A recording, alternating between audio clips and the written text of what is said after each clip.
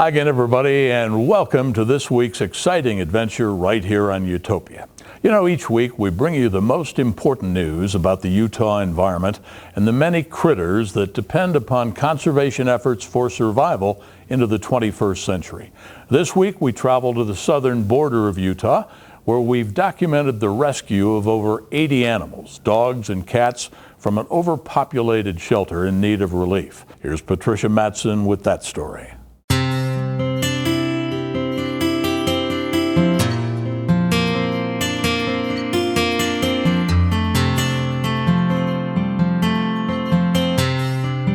Utah, 2016. Over 2,400 dogs and cats were killed because they didn't find a safe place to call home. However, also in 2016, 30,897 dogs and cats were saved. This number translates to 86% of all dogs and cats being saved that found themselves in a Utah animal control shelter. And that number is quickly moving towards 100%. We heard a statistic from the Best Friends of Animals that in 1984 an estimated 17 million animals were being killed every year in America's shelter system. 17 million killed. That number has been reduced to an estimated 2 million nationwide in 2016. Recently, Mark Miller Subaru teamed up with Nuzzles & Co. Pet Rescue and Adoption out of Park City, Utah to help those dogs and cats most in need. Our group is called Nuzzles & Co. Pet Rescue and Adoption. We were formerly called Friends of Animals Utah. We've been around since 1990, so it's over 25 years. And we are a 501c3 rescue. We take local animals, dogs and cats, from the shelters, city and county shelters here in Utah. And we've also started working with the Navajo Reservation and the Ute reservations in the Four Corners area. And our purpose is just to find these wonderful animals that have no homes, new families, new lives, and new people to love them, and hopefully permanent homes. On a recent mission, Nuzzles & Co. put together a team and traveled to the Navajo Reservation Kayenta Animal Care Center on the southern Utah border, where they teamed up with local rescue organizations to ameliorate the overcrowding of their facilities.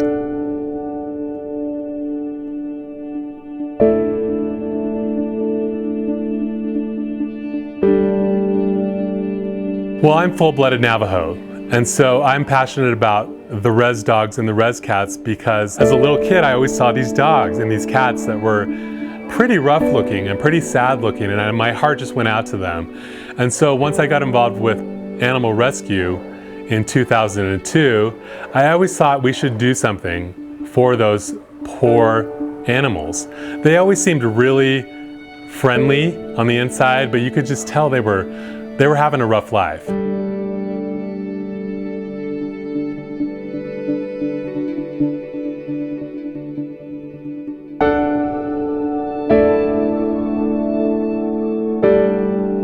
The mission would have three parts. First, collect dog and cat food to donate to shelters on the reservation. Second, drive the donated food 400 miles south to the reservation shelters. And third, rescue the animals overflowing in the reservation shelters and bring them all back to Park City to Nuzzles & Co. to be nurtured back to full health and adopted to a loving home.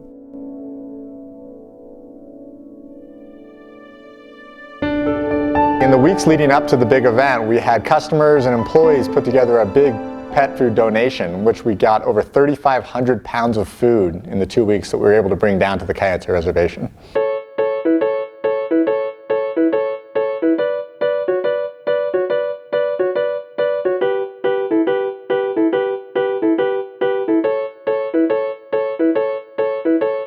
When the day arrived for the journey south, donated food was diligently loaded into the waiting caravan of 3 donated Subaru Outbacks and a rented U-Haul. Joining this land transport would be a chartered plane flown by Mark Miller himself, owner of Mark Miller Subaru, and co-piloted by his son Jeff. They would make 2 trips to the reservation from Salt Lake City, filled with as many dogs and cats as the plane could carry on each trip.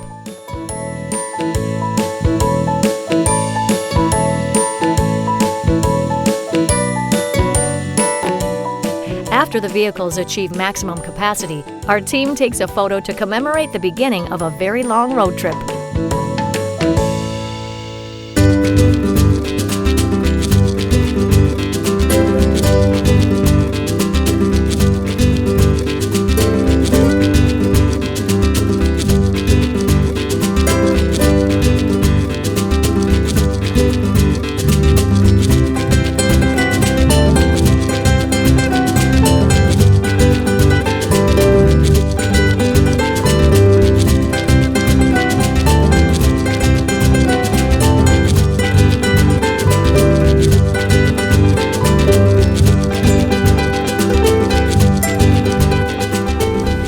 We're about 30 miles outside of Moab right now.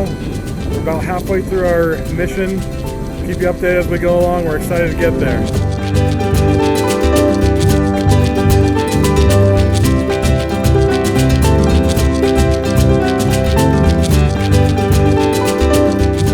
There are many causes for the high number of homeless animals in Four Corners area, and there seems to be one common denominator: poverty. Nationwide, there is a correlation between economic conditions and the amount of abandoned dogs and cats. It's about a lack of resources, not about a lack of caring. There are hundreds of thousands of stray animals on the Navajo Reservation alone, which is the geographical size of West Virginia, the state of West Virginia. So their resources are very limited. The poverty levels are high, the unemployment rate is high, so the poor animals are low on the totem pole in terms of resources and taking care of them, so it's a big problem. There are only 5 animal control offices on the entire reservation. And we even had a dog that was drinking out of a gas station window washing bucket for water, maybe, to drink. So some people's thinking that maybe I'll just dump this at the gas station, I'll just dump this at the supermarket, because somebody will feed it, somebody will take it, something good will happen to it. And that's their only hope. That's the people's only go-to solution, which is sad. So we're working hand in hand with the reservation. It's not us off-reservation people going in and saving the reservation animals. We're not telling them how to provide care for their animals. We're going in and assisting them. As the team finally arrives in Kayenta, they head straight to the shelter to start unloading empty crates and bags of food. The excitement is palpable as the team is about to meet the plethora of abandoned pets that they have been planning to meet over the past weeks.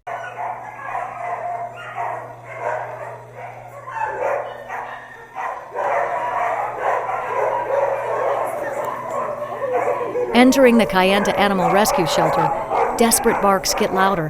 Hearts sink with each whelp, but are buoyed by the knowledge that these poor creatures are about to enter a new chapter in their lives with a storybook happy ending.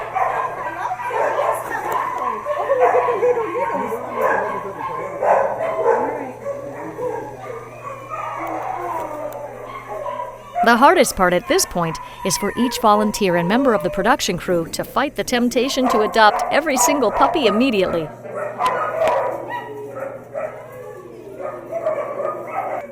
I have 2 dogs at home, but when I saw these puppies that were just so cute, I thought maybe 3 would be a good number, and I know my kids would love to have another one, but maybe not.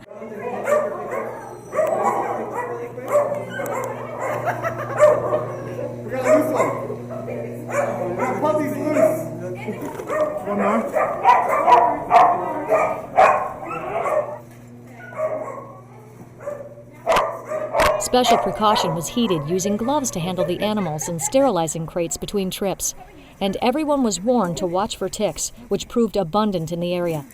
Dogs and cats were carefully placed in crates for transport with the paperwork on each animal accompanying them. And each dog was given a custom collar for identification, the first step in their journey to a loving home.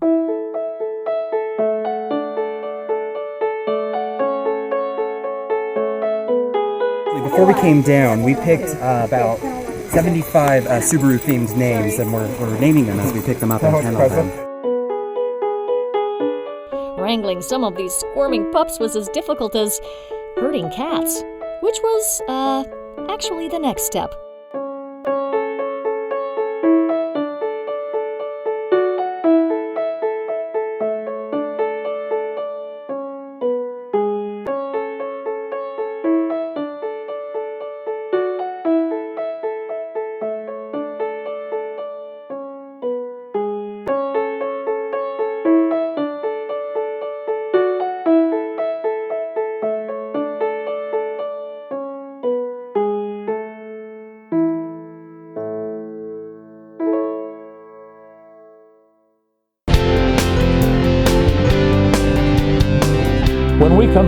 be finding homes for some of our furry friends. Stay tuned.